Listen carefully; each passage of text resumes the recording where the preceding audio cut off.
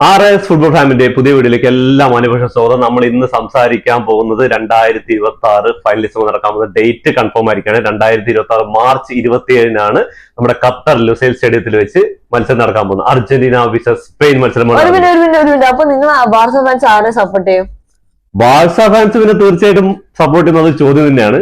ഞാൻ ആരും സപ്പോർട്ട് ചെയ്യുന്നുള്ള കാര്യം പറഞ്ഞുതരാം. ഞാൻ നമ്മുടെ അർജന്റീന എന്താ പറയുക, ബാർസ ഫാൻ ആവുന്നതിന് മുമ്പ് നമ്മൾ അർജന്റീന ഫാൻ ആയിട്ടുണ്ട്. അപ്പൊ എന്തായാലും അർജന്റീന വിട്ടിട്ടുള്ള കളിയൊന്നുമില്ല. അപ്പൊ ബാർസ ആരാധകരോടാണ് ചോദ്യം, നിങ്ങൾ ഫൈനലിസ്റ്റിൽ ഏത് ടീമിനെ സപ്പോർട്ട് ചെയ്യും? അർജന്റീനയോ സ്പെയിനോ?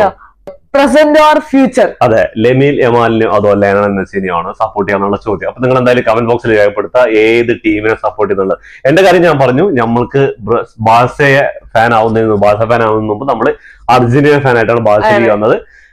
അതേപോലെ മെസ്സിയുടെ കളി കണ്ടിട്ടൊന്നല്ല നമ്മൾ ബാർസ ഫാൻ. അത് മെസ്സി കളിക്കുന്നതിന് മുമ്പ് തന്നെ ഞാൻ ബാർസയുടെ കളി കാണാൻ ഇവിടെ ആദ്യമായിട്ട് യു എയിൽ വരുന്ന സമയത്ത് ഇനിയസ്റ്റ സാവിയുടെ ഒക്കെ കളി നമ്മൾ സ്റ്റാർട്ടിങ് കണ്ടിട്ടുണ്ടായിരുന്നു. ബാർസയുടെ കളി ശൈലി, അബിദാലും ഇവരൊക്കെ എൻട്രി ഒക്കെ കളിക്കുന്ന സമയത്ത്. അതിനുശേഷമാണ് മെസ്സിയും കൂടി വന്നപ്പോ ഒന്നുകൂടെ നമ്മൾ കട്ട ഫാനായി ബാർസയുടെ. പിന്നെ ബാർസ ഇതുവരെ വിട്ടിട്ടില്ല. മെസ്സി പോയ ശേഷം ബാർസയുടെ കൂടെ തന്നെ ഉണ്ട്. അത് ഒരിക്കൽ അങ്ങോട്ട് കയറി കഴിഞ്ഞാൽ പിന്നെ നമ്മളത് വിട്ടില്ല. നമുക്ക് അങ്ങനെ തന്നെ ഒരു ക്ലബ്ബ് ആയിട്ട് ബാഴ്സലോണയും രാജ്യമായിട്ട് അർജന്റീനയുള്ളൂ. ചില സാമ്പാർ മുന്നണികളൊക്കെ ഉണ്ട്. അതേപോലെ ഒന്നല്ല നമ്മൾ ഒരൊറ്റ ക്ലബ്ബ്, ഒരൊറ്റ ടീം. അപ്പൊ റിഹാനു, നീ ഏത് ടീമിനെ സപ്പോർട്ട് ചെയ്യും? പഴയ ബാർസ ഫാനാണ് നീ. ഇപ്പൊ മെസ്സി പോയപ്പോ മെസ്സിന്റെ കൂടെ ഇന്റർ മിയാമി പോയിട്ടുണ്ട്. എന്നാലും ഇപ്പൊ മെസ്സി ബാഴ്സലോണ ജയിക്കുന്ന കളിക്കൊക്കെ വന്നിട്ട് ഭയങ്കര ഡയലോഗ് അടിക്കും. തോറ്റു കഴിഞ്ഞ് നമ്മൾ ഇന്ന് ട്രോളും ചെയ്യും. അപ്പൊ അതൊക്കെ അവിടെ ഇരിക്കട്ടെ. ഇതില് ഏത് ടീമിനെ സപ്പോർട്ട് ചെയ്യും? അർജന്റീന. ഓക്കെ, അപ്പൊ അർജന്റീന ഇതുവരെ ഏറ്റവും കൂടുതൽ ചാമ്പ്യന്മാരായിരുന്നു അറിയോ? ഈ ഫൈനലിസമില് ഡൗട്ട് അർജന്റീന. ഫൈനലിസം 2 പ്രാവശ്യം അർജന്റീന എടുത്തിട്ടുണ്ട്. കഴിഞ്ഞ പ്രാവശ്യം ഇറ്റലിയെ പരാജയപ്പെടുത്തി എടുത്തിട്ടുണ്ട്. ഇതിനു മുമ്പ് ഏത് കപ്പ നടന്നറിയോ? ഇതിന് മുമ്പ് ഫൈനലിസം നടന്നത് അർജന്റീന ജയിച്ച ആരുടെ കൂടെ അറിയോ? ഫ്രാൻസിനൊപ്പം അല്ല, പറയും. ഡെൻമാർക്ക്. ഡെൻമാർക്കിനോട് പെനാൽറ്റി ഷൂട്ടൗട്ടിലാണ് ജയിച്ചത്. ഫ്രാൻസ് ഒരു പ്രാവശ്യം ജയിച്ചിട്ടുണ്ട്. 1985-ലാണ് ഇത് ഫൈനലിസം സ്റ്റാർട്ട് ചെയ്തത്. അതിനുശേഷം 40 വർഷങ്ങൾക്ക് ശേഷം 2022 ഫൈനലിസം നടന്നു. യൂറോപ്യൻ ചാമ്പ്യന്മാരും കോംബോളും തമ്മിലാണ് മത്സരം. അവർ വിജയിക്കുന്നവരാണ് ഇവർ തമ്മിൽ ഏറ്റുമുട്ടുക. കഴിഞ്ഞതിൽ ഇറ്റലിയും അതേപോലെ തന്നെ അർജന്റീനയും കൂടി തമ്മിൽ ഏറ്റുമുട്ടിയപ്പോൾ 2 ഗോളിന് വിജയിച്ചിട്ടാണ് അർജന്റീന ഫൈനലിസം മൊത്തമിട്ട് ഏറ്റവും കൂടുതൽ ട്രോഫികൾ 2 ട്രോഫികൾ അടിച്ചിരിക്കുന്നതാണ്.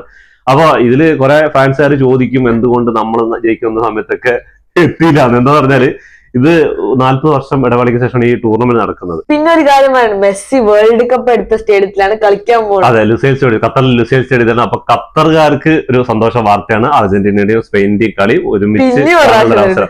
അപ്പൊ എന്തായാലും തീർച്ചയായിട്ടും ഇനി ആ ഒരൊറ്റ ഫൈനലുള്ളൂ. അതിൽ കപ്പടിക്ക് ആരായിരുന്നാലും അത് കാണാനുള്ള ഭാഗ്യം ഖത്തറുകാർക്കുണ്ട്. അതേപോലെ നമ്മൾ അടുത്തുള്ള രാജ്യം സൗദി അറേബ്യ അങ്ങനെയുള്ള രാജ്യങ്ങൾക്കും കാണാനും സൗകര്യമുണ്ട് അടുത്ത് പോയിട്ട്. അപ്പൊ ഫൈനലിസിന്റെ ഡേറ്റ് കൺഫേം ആയി. 2026 മാർച്ച് 27 കൺഫേം ആയി. ഇത് 6 മാസങ്ങൾക്ക് മുമ്പ് ലുസൈൽ സ്റ്റേഡിയത്തിൽ നടക്കുന്ന ഇന്ന് പ്രഖ്യാപിച്ചിട്ടുണ്ട് ഫിഫയുടെ. അതേപോലെ മാർക്കെല്ലാം റിപ്പോർട്ട് ചെയ്തിട്ടുണ്ട്, ഫിഫ അനൗൺസ് ചെയ്തിട്ടുണ്ട്. അപ്പോ നമ്മുടെ കേരളത്തിലേക്ക് അർജന്റീനയും മെസ്സിയും വരുന്നത് ഈ ഒക്ടോബർ നിന്ന് നവംബറിൽ വരും. ഇപ്പൊ നവംബറിൽ എന്ന് പറയുന്നത് മാർച്ചിൽ വരുന്നൊക്കെ. അപ്പൊ മാർച്ച് 27-ന് ഫൈനലിസ്റ്റിന് ഖത്തറിലേക്ക് ഫൈനലിസ്റ്റ് നടക്കുകയാണെങ്കിൽ എങ്ങനെയും കേരളത്തിലേക്ക് വരാൻ ചാൻസ് കുറവാണ്. ഇനിയും അർജന്റീന ആരാധകരെയും ഫുട്ബോൾ പ്രേമികളെയും മണ്ടന്മാരാക്കാൻ നോക്കുകയാണെന്ന് അറിയില്ല. ഈ സോഷ്യൽ മീഡിയയിൽ ഇങ്ങനെ ഇനി നാളെ മുതൽ തുടങ്ങും, അർജന്റീന വരില്ല എന്നുള്ള ട്രോളുകളും കാര്യങ്ങളൊക്കെ ആയിട്ട് നാളെ മുതൽ വാർത്തകൾ ഉണ്ടാവും. അപ്പൊ എന്താ നീ കേരളത്തിലേക്ക് വരാൻ ചാൻസ് ഉണ്ടോ? കേരളത്തിൽ വരാൻ ചാൻസ് അവര് നല്ലപോലെ ഇൻവെസ്റ്റ് ചെയ്ത ഫുട്ബോൾ ടാലന്റ്സിലൊക്കെ ഇൻവെസ്റ്റ് ചെയ്താൽ വരാൻ സാധ്യതയുണ്ട്. ആ ഇൻവെസ്റ്റ് ഒക്കെ നടന്നിട്ടുണ്ട്. കൊച്ചി സ്റ്റേഡിയം ഒക്കെ പുതുക്കി പണിയിലും കാര്യങ്ങളൊക്കെ ഒരുപാട് ഇതിന്റെ ഇടയിൽ ഒരുപാട് കാര്യങ്ങളൊക്കെ നടക്കുന്നുണ്ട്. 70 കോടിയൊക്കെ ചെലവാക്കിയിട്ട് സ്റ്റേഡിയം റിനോവേഷൻ ഒക്കെ നടക്കുന്നുണ്ട്. എന്നാലും ഒരു കളി നടക്കണമെന്നുണ്ടെങ്കിൽ, ഒരു ഫെഡറേഷനും ഒരു രാജ്യമൊക്കെ അതിന്റെ കളി നടക്കണമെങ്കിൽ ചുരുങ്ങിയത് ഒരു 6 മാസം മുമ്പെങ്കിലും ഇതിന്റെ കാര്യങ്ങൾ നടക്കണം. ഇപ്പോ നമ്മുടെ ഈ ഉഗാണ്ടയിൽ നടക്കുന്ന കളി ഉണ്ടല്ലോ, അത് അടുത്ത മാസം നടക്കാൻ പോകുന്നു. അതിനുള്ള ഇത് 6 മാസം മുമ്പേ ഇവര് കോൺട്രാക്ടും കാര്യങ്ങളും അവസാനിച്ചപ്പോ ഇപ്പോഴും അർജന്റീന ആയിട്ടുള്ള കോൺട്രാക്ടും അതോടെ ഫിഫയുടെ ഇത് അപ്രൂവൽ ഇതുവരെ കിട്ടിയിട്ടില്ല. അപ്പൊ എന്തുകൊണ്ട് ഇനി മാർച്ചിൽ നടക്കോ ഇല്ലെന്നുള്ളത് ചോദ്യചിഹ്നം തന്നെയാണ്. അത് കഴിഞ്ഞ് തന്നെ വേൾഡ് കപ്പും വരാനായി. അപ്പൊ അതിന് മുമ്പ് തന്നെ ഈ ഒരു കളി എക്സ്ട്രാ കേരളത്തിൽ വന്ന് കളിക്കാന്ന് പറയുമ്പോ അത് എനിക്ക് തോന്നുന്നില്ല. ഇനി ചിലപ്പോ മന്ത്രി പറഞ്ഞത് അടുത്ത മാർച്ചിലായിരിക്കും.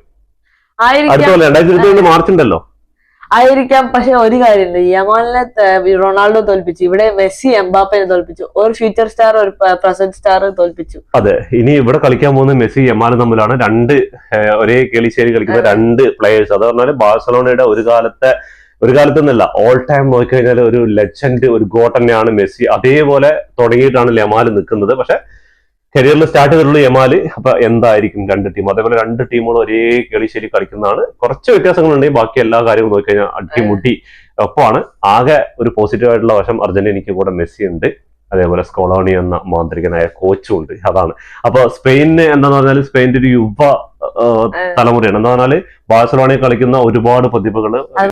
അപ്പൊ ബാഴ്സ ആരാധകര് എന്തായാലും തീർച്ചയായിട്ടും കമന്റ് ചെയ്ത് നിങ്ങൾ ഏത് ടീമിനെ സപ്പോർട്ട് ചെയ്യുന്നത്, അർജന്റീനയാണോ അതോ സ്പെയിനിനെയാണോ എന്ന്.